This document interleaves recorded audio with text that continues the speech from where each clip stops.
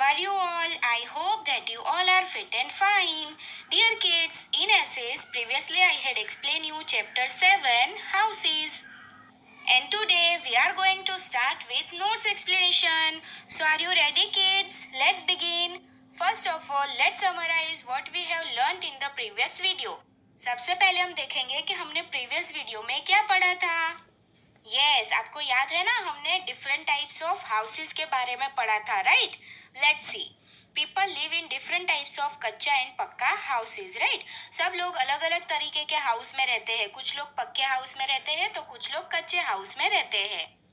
कच्चा houses are temporary houses made from mud, thatch and wood. जो कच्चा house होता है वो टेम्पररी होता है.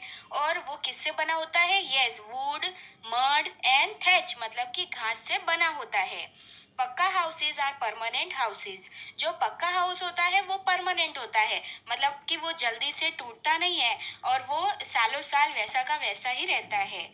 In places very trains allowed people make houses on wooden poles called stilts.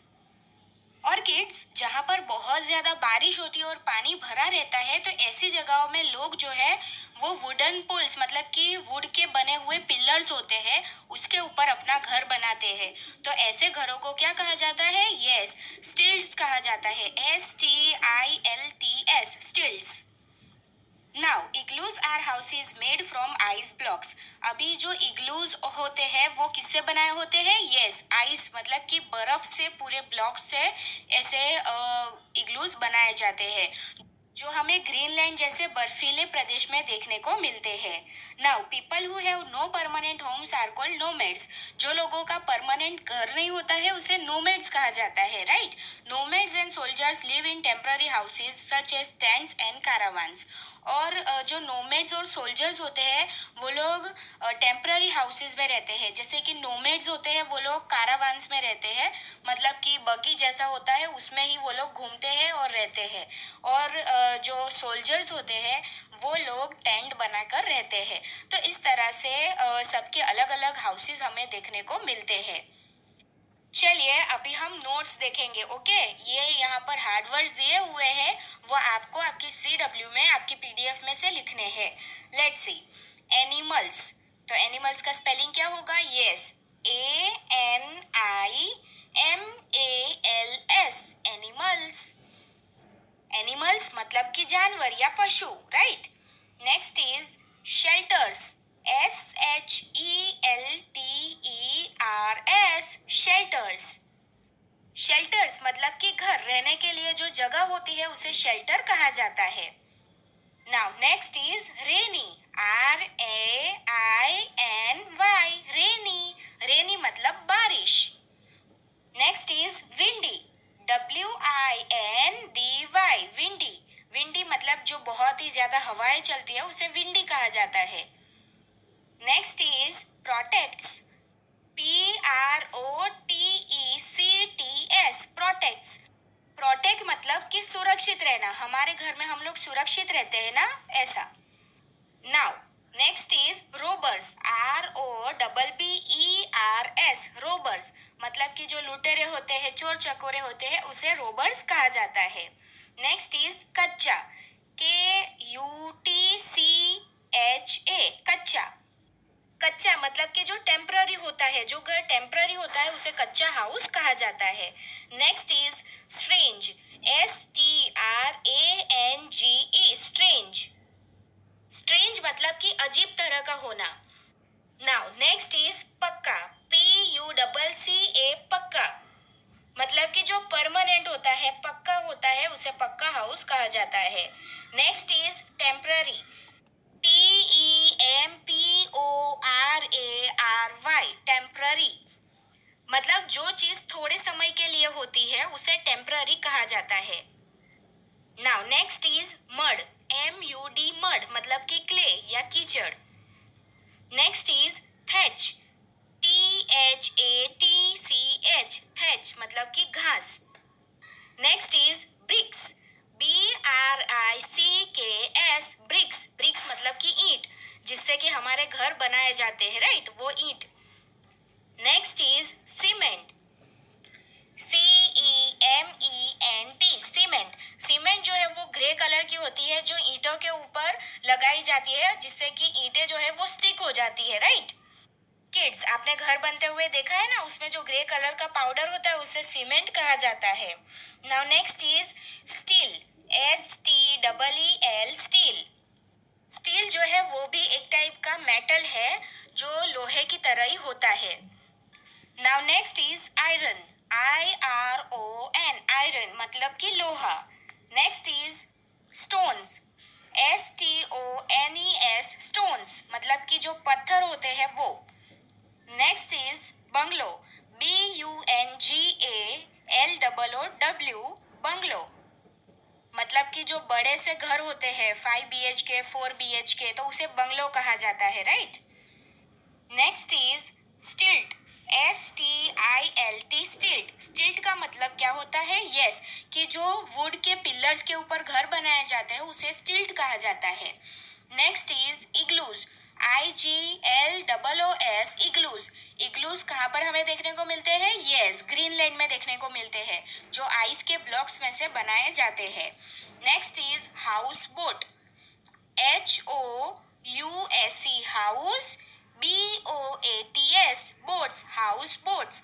House boats जो है वो पानी में हमें देखने को मिलते हैं, जैसे कि कश्मीर में डल लेक में आपको हाउस बोट देखने को मिलेगा।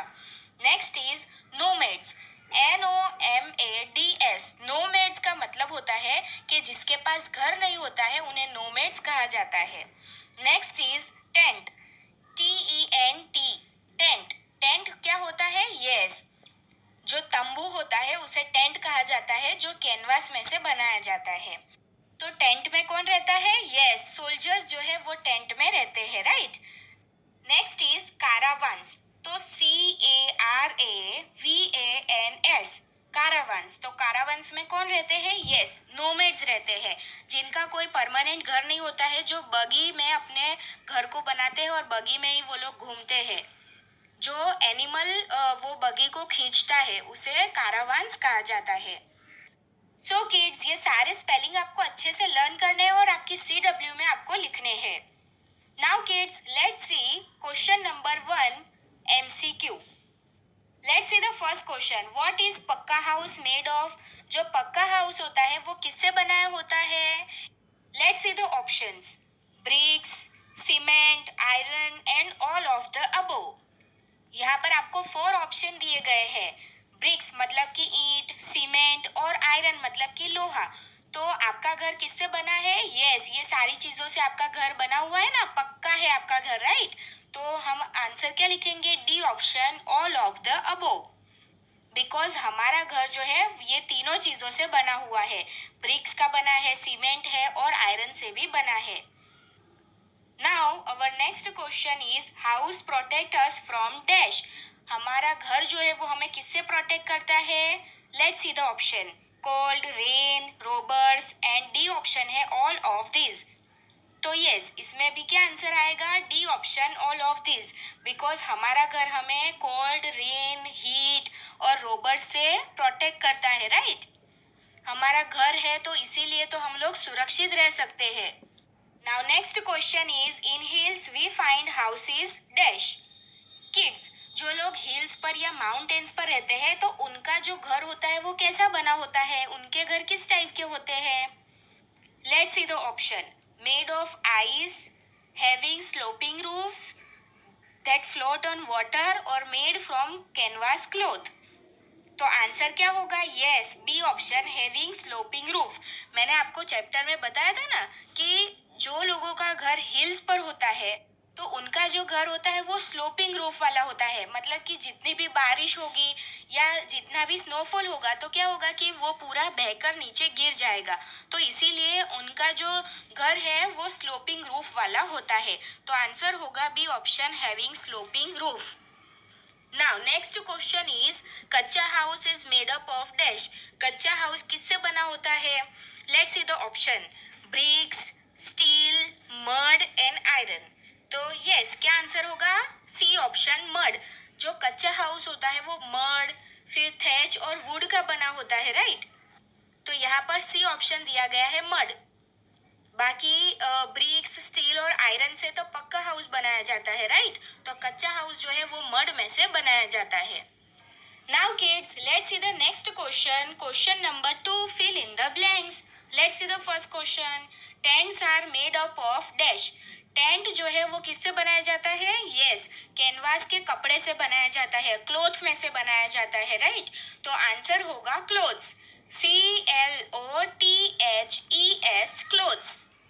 Now next question is house boats are found in dash. House boats हमें कहाँ पर देखने को मिलती है? यस, वाटर में देखने को मिलती है, राइट? मैंने आपको बताया था ना, जैसे कि दल लेक कश्मीर है तो लेक में हाउस बोट्स हमें देखने को मिलती है। फिर केरला में भी बहुत सारी हाउस बोट आपको देखने को मिलेगी। तो यहाँ पर आंसर होगा वाटर, हाउस बोट्स। मतलब बोट कहाँ पर हमें देखने को मिलती है? वाटर में देखने को मिलती है ना, राइट?